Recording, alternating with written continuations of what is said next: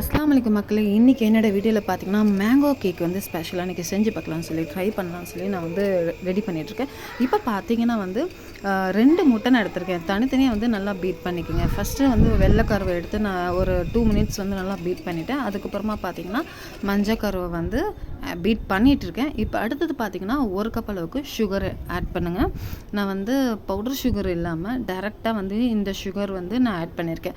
Because வந்து உங்களுக்கு வந்து ரொம்ப நல்லா ஒரு ஸ்வீட்னஸ் நல்லா கொடுக்கும். ஸோ அதனால் இப்போ பார்த்தீங்கன்னா வந்து க்ரீமி டெக்ஸ்சரில் நல்லா வந்துடுச்சு. ஒரு 5 மினிட்ஸ் வந்து விடாமல் நல்லா பீட் பண்ணிவிட்டு இருந்தால் மட்டும்தான் இந்த லெவலுக்கு நீங்கள் வந்து கொண்டு வர முடியும். அடுத்தது பார்த்தீங்கன்னா மேங்கோ எசன்ஸ். இது வந்து நிறைய பிராண்ட் இருக்குது. நான் வந்து டைகரில் வந்து நான் எடுத்திருக்கேன். ஸோ நீங்கள் எந்த பிராண்ட் வேணாலும் யூஸ் பண்ணலாம். இப்போ பார்த்தீங்கன்னா அடுத்தது 1 கப் அளவுக்கு மைதா எடுத்திருக்கேன். ஸோ அடுத்தது பார்த்திங்கன்னா இதை வந்து நல்லா மிக்ஸ் பண்ணணும்.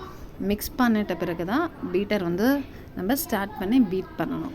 இப்போ பார்த்திங்கன்னா பீட் ஆகிட்டுருக்கு. ஸோ அந்த சுகரு, மைதா ப்ளஸ் அந்த எக்கு 3மே வந்து கம்பைன் ஆகணும். ஸோ ஆனால் தான் வந்து நமக்கு வந்து நல்ல ஒரு டெக்ஸ்சரு, சாஃப்டான ஒரு கேக் வந்து நம்ம பார்க்கலாம். ஸோ இது போல் வந்து நீங்கள் குழந்தைங்களுக்கு ஃப்ரீ டைமில் நீங்கள் வந்து செஞ்சு கொடுக்கலாம். லைக் வெரைட்டி ஃப்ரூட்ஸில் இப்போ பார்த்திங்கன்னா பேக்கிங் பவுடர் ஆட் பண்ணுறேன். 1 ஸ்பூன் ஆட் பண்ணியிருக்கேன்.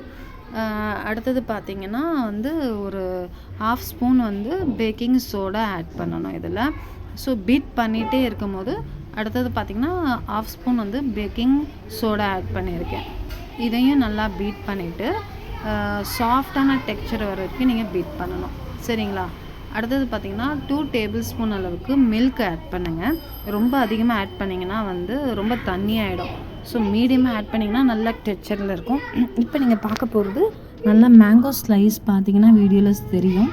ஸோ நான் வந்து பவுடர் சுகர் இல்லாமல் இந்த மாதிரி போட்டேன்னா உங்களுக்கு வந்து அந்த புளிப்புத்தன்மை வந்து அதிகமாக வந்து கொடுக்காது. ஸோ அதனால் வந்து சுகர் வந்து நான் அப்படியே ஆட் பண்ணேன். ஸோ நீங்களும் இது போல் ட்ரை பண்ணுங்கள். நீங்களும் வந்து பவுடர் சுகராக கூட நீங்கள் ஆட் பண்ணிக்கலாம். இப்போ பார்த்திங்கன்னா அந்த வந்து பல்பி வந்து நல்லா மேங்கோ வந்து க்ரஷ்ட் ஆகணும். ஸோ அது வரைக்கும் ஒரு 2 மினிட்ஸ் வந்து முடிஞ்சிடுச்சு. ஸோ இப்போ பார்த்திங்கன்னா பேட்டர் வந்து ரெடி ஆகிடுச்சு. பேக்கிங் டின்னில் வந்து ஒரு 8 இன்ச் பேனில் நான் ட்ராப் பண்ணிட்டேன். ஸோ நீங்களும் இதே போல் ட்ரை பண்ணுங்கள். ஒரு 45 மினிட்ஸில் கேக் வந்து பேக் ஆகிடும். இது நல்லா டேப் பண்ணுங்கள். ஏர் பபிள்ஸ்லாம் ரிலீஃப் ஆகணும்.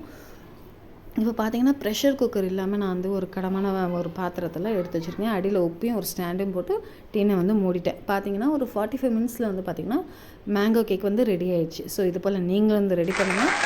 கமெண்ட் பாக்ஸில் கமெண்ட் பண்ணுங்கள். கண்டிப்பாக ட்ரை பண்ணுங்கள். என்னோட வீடியோஸ் இன்னும் என்கரேஜ் பண்ணுங்கள், சப்போர்ட் பண்ணுங்கள். ஸோ இப்போ நானும் வெயிட் பண்ண போகிறதில்ல. பசங்களும் குட்டீஸ்லாம் வெயிட் பண்ணிகிட்ருக்காங்க கேக் கட் பண்ணி சாப்பிட்றதுக்கு. ஸோ மறக்காமல் சப்ஸ்கிரைப் பண்ணிவிடுங்க, கமெண்ட் பண்ணுங்கள், ஷேர் பண்ணுங்கள். என்னுடைய வீடியோஸ் லைக் பண்ணுங்கள். மறக்காமல் சப்ஸ்கிரைப் பண்ணுங்கள். இது போல் ட்ரை பண்ணுங்கள்.